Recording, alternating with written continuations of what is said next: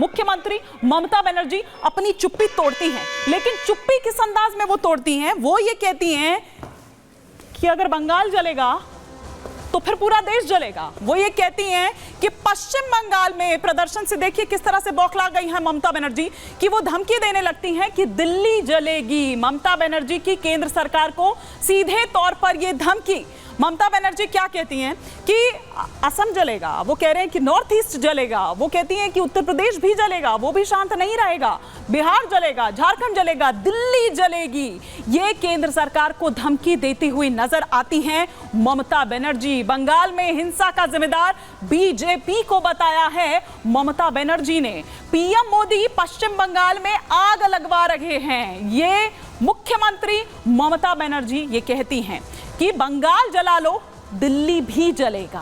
आखिर क्या कहना चाह रही हैं इसके जरिए? उकसावे की एक हम देखें, क्योंकि जब जब ममता बनर्जी की ओर से इस तरह की बात कोई बोली गई है, तो वो चाहे बंगाल की बात करें या कहीं की भी, तो वो उस तरह से दिखाई भी दिया है। आपको याद होगा रामनवमी से पहले ठीक इस तरह की बात जो है वो करती हुई नजर आई थी, और तब उसके बाद उस दिन उस रात किस तरह से वो दंगे हैं वो वहां पर भड़कते हैं। बंगाल जला तो नॉर्थ ईस्ट भी जलेगा, असम भी जलेगा, उत्तर प्रदेश भी जलेगा, दिल्ली भी जलेगी, ये कहती हुई नजर आती हैं ममता बनर्जी। सुनिए जरा।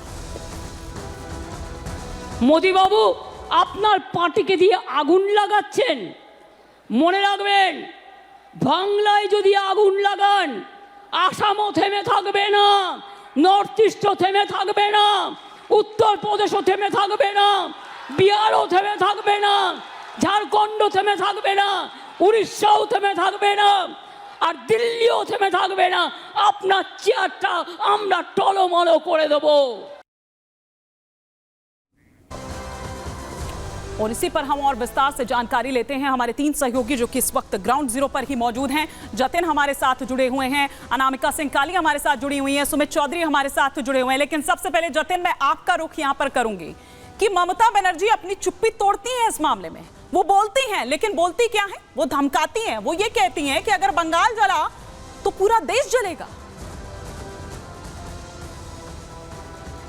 आज बिल्कुल देखिए, इसके साथ साथ वो ये भी बोल देती हैं कि 31 तारीख को टीएमसी एक बड़ा आंदोलन करने वाली है। लेकिन सवाल वही खड़ा हो जाता है कि आंदोलन अगर करेंगी तो किसके खिलाफ करेंगी? कल जो छात्र सड़कों पर उतरे थे वो अपनी सुरक्षा के लिए उतरे थे, जस्टिस के लिए उतरे थे, सेफ एनवायरनमेंट के लिए उतरे थे। आज जो बीजेपी के तमाम नेता सड़कों पर उतरे थे वो छात्रों पर जो बल प्रयोग किया गया था उसके लिए उतरे थे, लेकिन उनको मिला क्या? कल भी हमने लाठियां चलते हुए देखी, आंसू गैस के गोले देखे। आज उन तमाम नेताओं को हमने लड़ते हुए देखा, उन तमाम नेताओं को हाथ जोड़ते हुए सड़कों पर निकलते हुए देखा, लेकिन उन्हें मिला क्या? उनको भी गिरफ्तारी कर लिया गया, उनको भी डिटेन कर लिया गया। जो तमाम कार्यकर्ता थे उनको घसीटकर बसों में डाल दिया गया। अब जब ममता बनर्जी 31 तारीख को प्रदर्शन करेंगी तो किसके खिलाफ करेंगी, ये सबसे बड़ा सवाल है, क्योंकि गृह मंत्रालय उनके पास है, पुलिस उनके पास है, हेल्थ डिपार्टमेंट उनके पास है, और बतौर मुख्यमंत्री भी वो है। लेकिन वो जो बात कर रही है कि अगर बंगाल जलेगा तो दिल्ली भी जलेगी, तो ये साफ तौर पर वो किसको और क्या कहना चाह रही है कि अगर जिस तरीके के प्रदर्शन कोलकाता में हो रहे हैं, वेस्ट बंगाल में हो रहे हैं, क्या उसी तरीके के प्रदर्शन पूरे देश में भी हो? लेकिन आप इस बात को ऐसे समझिए कि इस मुहिम को लेकर जो अभया के साथ हुआ 8 और 9 तारीख को, पूरा देश ऑलरेडी सड़कों पर है, पूरे देश में इसको लेकर प्रदर्शन हो रहा है, लेकिन सबकी निगाहें कोलकाता पे है, क्योंकि ये इंसिडेंट यहां पर हुआ। और कोलकाता में इस लिहाज से भी है क्योंकि एक महिला मुख्यमंत्री है। अगर एक महिला की परेशानी एक महिला ही नहीं समझ पाएगी तो पूरे देश में कौन और किससे जस्टिस मांगेगा? तो ये सबसे बड़ा सवाल है। और कल हम जितने भी स्टूडेंट से, पेरेंट्स से, जो भी उस प्रोटेस्ट में शामिल हुए, वो हर कोई यही सवाल खड़े कर रहा था कि हम अपने बच्चों को अगर बाहर भेज रहे हैं तो किसके भरोसे भेज रहे हैं? कोई नाइट शिफ्ट करने जा रहा है तो किसके भरोसे जा रहा है? अगर अभया के साथ जो हुआ और वो किसी और के साथ होगा तो फिर वो जस्टिस की डिमांड किससे करेंगे? जिससे डिमांड सरकारें अगर यूं ही अपराधियों को बचाती रही और इसी तरह के बयान अगर देती रही तो फिर अपराधियों के हौसले तो और बुलंद होते हैं, लेकिन जो पीड़ित हैं वो ये सोचते हैं कि आखिर हमारा क्या कसूर था? और अगर ऐसी सरकार अपराधियों को अगर बचाएगी तो फिर आम जन कहां जाएंगे? और सुमित, आप उस जगह पर हैं जहां पर यह प्रदर्शन पूरा हो रहा था, कई गिरफ्तारियां यहां से हुई, कई नेताओं को हिरासत में यहां से लिया गया। हालांकि अब हम देख रहे हैं कि शांत हो गया पूरा, सुबह 6 बजे से लेकर शाम 6 बजे तक बुलाया गया था ये बंद। लेकिन ये जो ममता बनर्जी कह रही हैं ये तो एक विभाजनकारी सोच को दर्शाती है।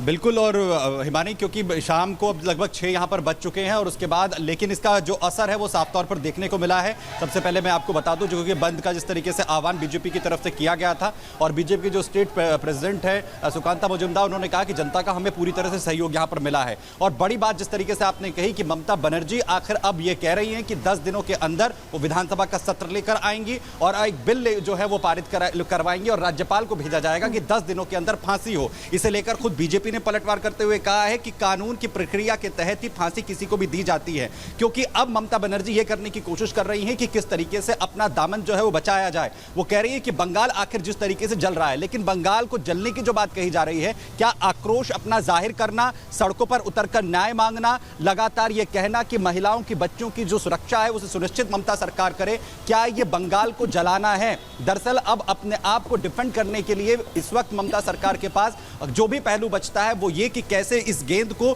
बीजेपी के पाले में फेंका जाए, क्योंकि महिला जो शक्ति है वो ममता सरकार की, ममता बनर्जी की ताकत मानी जाती रही है और अब वो उनके हाथ से छिटकती हुई दिख रही है। इसीलिए ये बौखलाहट साफ तौर पर आज ममता बनर्जी की देखने को मिली है। और खास तौर पर जो बंगाल बंद का आह्वान बीजेपी ने किया था हिमानी, उसमें जिस तरीके से जनता का समर्थन यहां पर मिला है, सड़कों पर जिस तरीके से तमाम लोग आए, इसके साथ ही विरोध प्रदर्शन भी हुआ और लोगों ने जिस तरीके से बहिष्कार किया, उस नोटिस के बावजूद भी जो सरकार की तरफ से दिया गया था कि सारे सरकारी दफ्तर जो हैं वो खुले रहेंगे, कोई स्कूल कॉलेज बंद नहीं होगा, इसके बावजूद स्कूल कॉलेजेस के अंदर बच्चे जो हैं स्कूलों में बेहद कम पहुंचे, दफ्तरों में बहुत कम अटेंडेंस देखने को मिली, सरकारी कर्मचारी जो हैं वो अपने दफ्तरों में नहीं पहुंचे।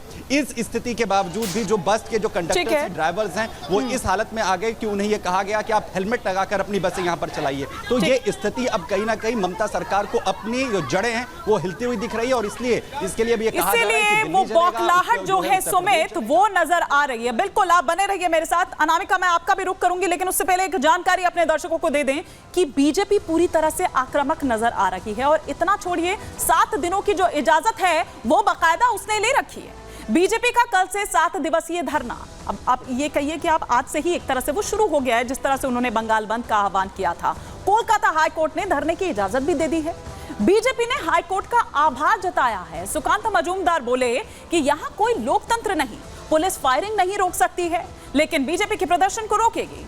बीजेपी नेताओं को गिरफ्तार करेगी, लेकिन अभया के आरोपियों को नहीं पकड़ेगी, ये सुकांत मजूमदार कहते हुए नजर आए। अब हम सीधा रुख करेंगे मेरी सहयोगी अनामिका सिंह काली, जो लगातार हमारे साथ बनी हुई हैं। उनसे हम समझने की कोशिश करते हैं कि अनामिका, पिछले इतने दिनों से आप वहां डटी हुई हैं, आपने भी देखा कि किस तरह की तस्वीर निकल कर आई।